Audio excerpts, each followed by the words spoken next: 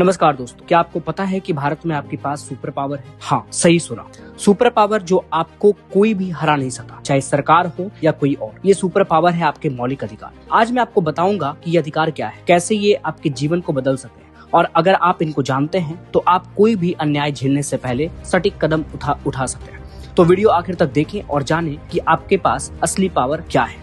मौलिक अधिकार क्या है? सोचिए, अगर कोई आपको ये कहे तुम कुछ नहीं बोल सकते, तुम्हें किसी स्कूल या नौकरी में मौका नहीं मिलेगा, तुम्हें अपनी भाषा या पूजा करने का हक नहीं है, क्या आप इसे स्वीकार करेंगे? बिल्कुल नहीं। इसलिए संविधान ने दिया है मौलिक अधिकार, जो हर नागरिक के लिए है। यह अधिकार आपकी सुरक्षा, आजादी और गरिमा की गारंटी है। संविधान के अनुच्छेद 12 से लेकर 35 तक में ये अधिकार लिखे गए। अगर शॉर्ट में देखें, ये आपके जीवन के नियम हैं जिन्हें सरकार भी तोड़ नहीं सके। ये आपको समानता, स्वतंत्रता और सुरक्षा देते हैं। मौलिक अधिकार 6 हिस्सों में बटे, और हाँ, इन्हें जानकर आप खुद को नायक महसूस करेंगे। पहला है समानता का अधिकार, यानी कि हर जगह इक्वल। कल्पना करें आप सरकारी नौकरी के लिए गए और किसी ने आपको जात या धर्म के कारण रिजेक्ट कर दिया। संविधान कहता है नो वे। आर्टिकल 14 से लेकर 18 के बीच सभी कानून की नजर में समान है। सरकारी नौकरी में किसी के साथ भेदभाव नहीं हो सकता। छुआछूत या शाही उपाधि के कोई हकदार नहीं है। अगर स्कूल में कोई बच्चा अलग तरीके से ट्रीट किया जाता है तो ये आपके सुपर पावर से रोका जा सकता है। दूसरा है स्वतंत्रता का अधिकार, यानी कि बोलो, सोचो और करो। ध्यान दें,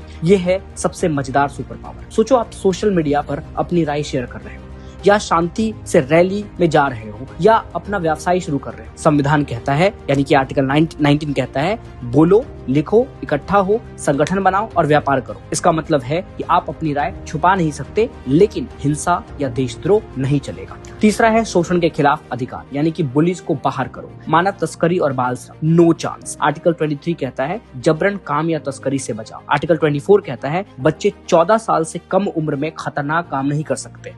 अगर कोई बच्चा फैक्ट्री में काम करने के लिए मजबूर है, आप या उसके परिवार क्या कर सकते हैं? कोर्ट जाकर इसे रोक सकते हैं। चौथा है धर्म की स्वतंत्रता, यानी कि अपनी आस्था का पावर। आर्टिकल 25 से लेकर 28 आपका धर्म, आपकी मर्जी के बारे में बताता है। पूजा, मंत्र, मंदिर, मस्जिद, गुरुद्वारा सब आपका हक। स्कूलों में धर्म सिखाना या ना सिखाना आपकी पसंद है। अगर कोई आपको मजबूर करता है किसी धर्म को मानने के लिए, यह अधिकार आपको बचाएगा। पांचवा है सांस्कृतिक और शैक्षणिक अधिकार, अपनी पहचान बनाओ, यानी कि आर्टिकल 29 से लेकर 30 तक भाषा, संस्कृति और शिक्षा में अल्पसंख्यकों का अधिकार बताता है, यानी कि मुस्लिम, ईसाई या अन्य समुदाय अपने स्कूल खोल सकते हैं। यह सुपर पावर आपको अपनी जड़ें और पहचान बनाने का मौका देता है। छठा है संवैधानिक उपचार, यानी कि कॉन्स्टिट्यूशनल रेमेडीज। अगर कोई हानिकारक है या तो सीधा कोर्ट में जा सकता है। आर्टिकल 32 सुपर पावर अलर्ट के बारे में बताता है, आपके अधिकार का उल्लंघन होने से बचाता है। सीधे सुप्रीम कोर्ट या हाई कोर्ट